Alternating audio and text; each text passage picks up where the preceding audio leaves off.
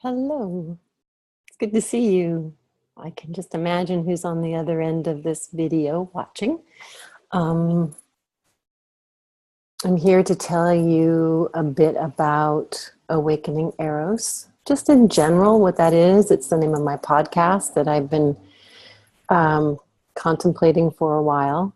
And it's the name of my 6-month intimate coaching circle for women.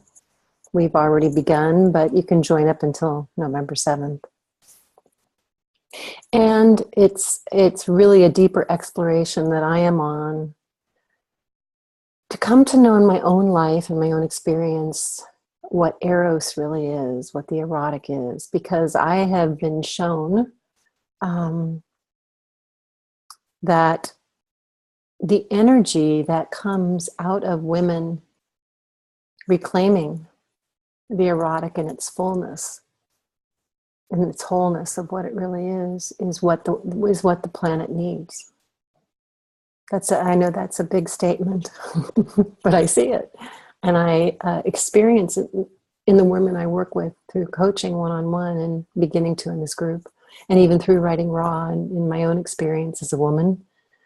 Even as I get older, especially as I get older, I'm finding that my ability to access this energy is getting stronger and greater the more awake I get.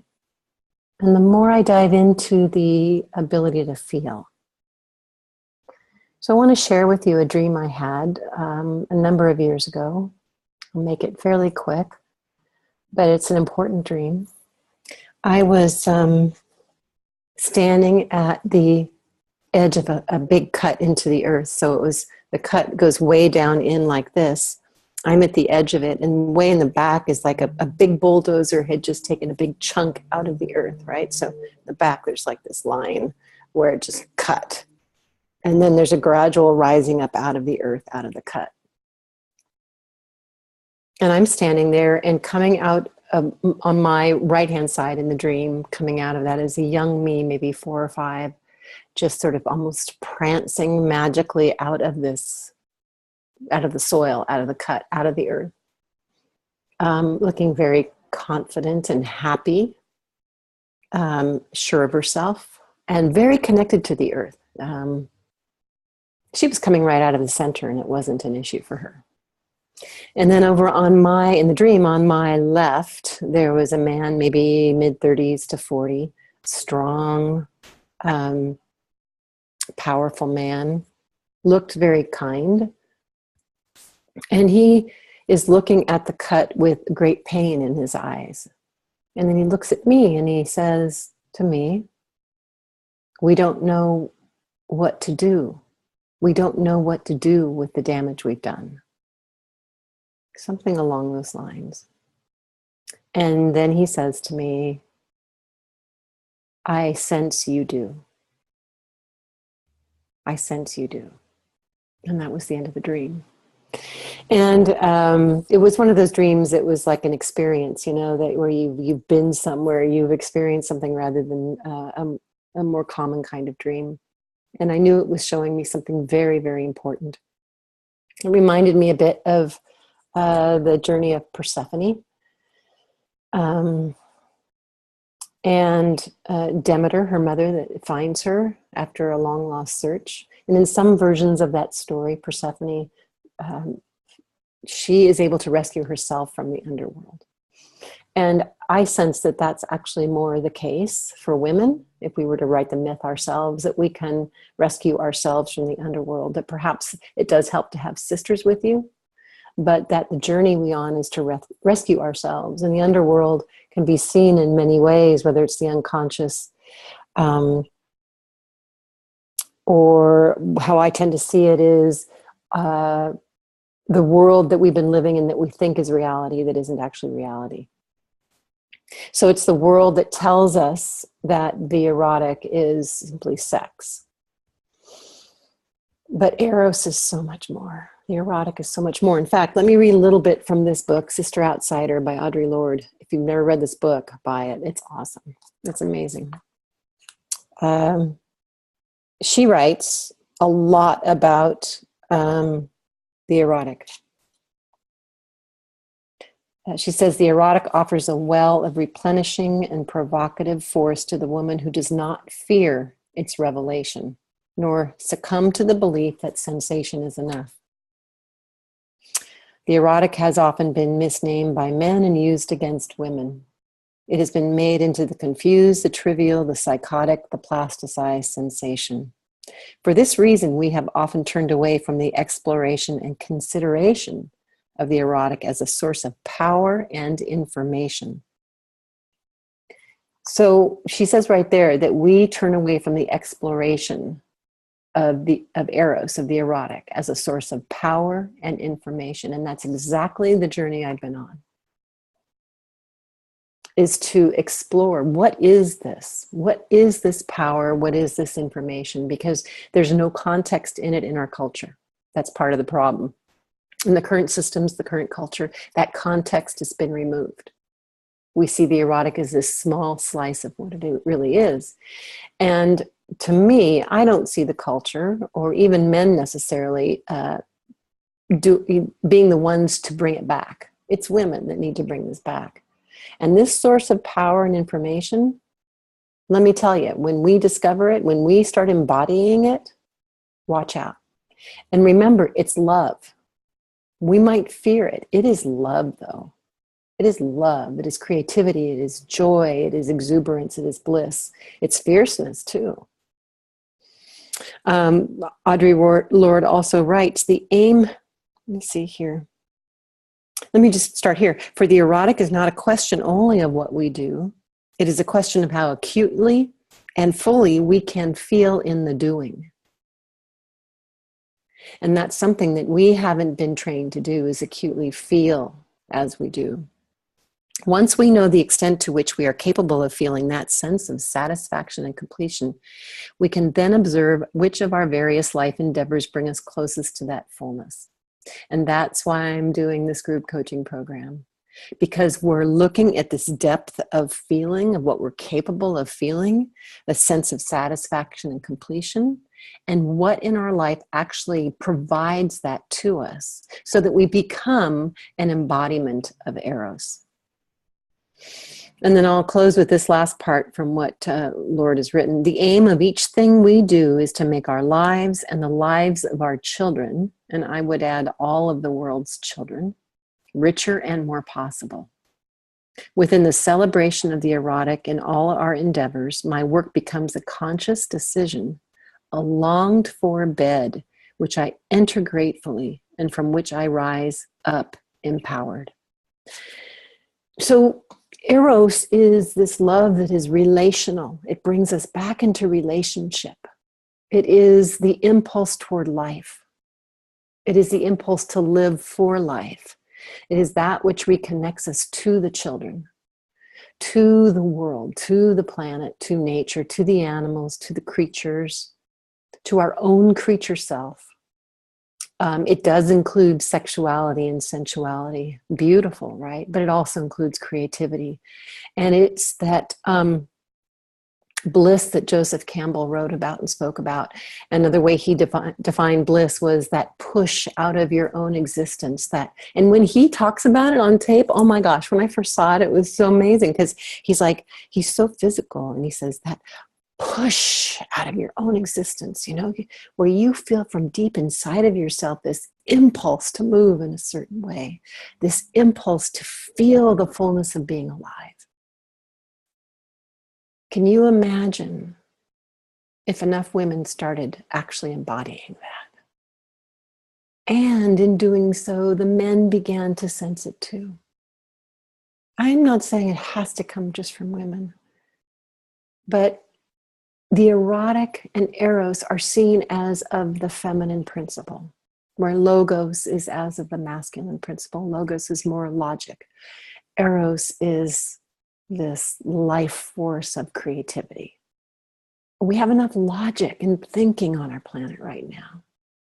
We need this feminine force, this feminine form of love that is connective, that is relational. And it has to do with the soul, because the soul is a deep feeling creature. The soul can only experience life through the body. And the soul soaks up the human experience by way of the body. It takes it into itself. So the more we have this sensation and feeling and depth of experience as a human being, the more the soul can take in this lived experience. And one of the things we're facing as human beings is that we have forgotten the soul. We have forgotten the soul of the world, the soul of the creatures, the soul of the elements, the soul of the planet. We're sick because we have forgotten the web of life that connects everything. We have forgotten the fabric that weaves life together. That when I experience the soul within my own soul, it's like this weaving of textures, this like ribbon layers of textures of experience. It's not anything of this world per se, and that's the only way I can describe it. It also has the sense of archetypes. But Eros is the link. It's one of the links. And so I know as I talk about this, I found that it can make women uncomfortable, Eros. It made me uncomfortable at first because of everything that we've been taught that it is, that it's only sex, or even that some people think that the erotic is pornography. But it's the opposite of pornography. Pornography is like not feeling. Eros is fully feeling. It's what's missing. So my desire is to turn it on its head, is like to open this up, to go, oh, this is what it is, to reclaim it, to bring it back onto earth. And because it's joy and bliss, it will change the nature of how we feel living our lives. And so to step into this means we have to fully choose to be here. We have to bring ourselves all the way here. We can't straddle the fence anymore about how much we want to feel and how fully we want to be invested in our humanity, in our human lives, and how fully we want to be invested in our planet and in the future for our children and other species, and how fully we want to be invested in the opportunity for our soul in this lifetime to experience what it came to experience. I know personally that making that choice to be here is a difficult one. I, for most of my life, have not wanted to be here fully. And I think most of us feel this way in some way, not to the point of suicide, but to the point of disassociation and isolation and hiding to a point, playing small, all the things we talk about, not feeling like we're enough. Nobody's going to change that for us but us, but making the choice to be here. And yes, it's vulnerable. And yes, we don't know what will happen when we do this. But that's what we came for, right? That's what we came here for. That's why we came to be a human being, is to be alive. And sitting halfway on the fence, we're not alive. And so I hope just in this short video, you've gotten something that is useful for you. I also hope you'll really give some thought to joining our group. We have a small group right now. There's room for more, and it will cap out at 12. And I know our group as it is will be fine if there's nobody else that feels called to join. We're already started, and they already have the first PDF. And if you do join, you'll have access to that PDF as well as obviously the other ones that I'll be offering throughout the 6 months. And you'll have access to the recordings from our first couple of sessions. And I'll tell you a little bit about myself as a coach. I coach one-on-one mostly. This is my first experience of straight-on coaching as a group. But what I would say about how I coach is that I know everything is intelligent. Coaching is never about trying to fix you or change you. It's about guiding you to wake up to the full intelligence of your entire system. Your humanness, your soul, your ability to connect with this physical realm as well as other realms, if that's the case. All of you. And the coaching is to bring you into your body and to help your mind to understand that it doesn't need to fear your body. It doesn't need to fear the soul. That things will change if the center of movement changes within you. But the mind really just wants a safe place to land.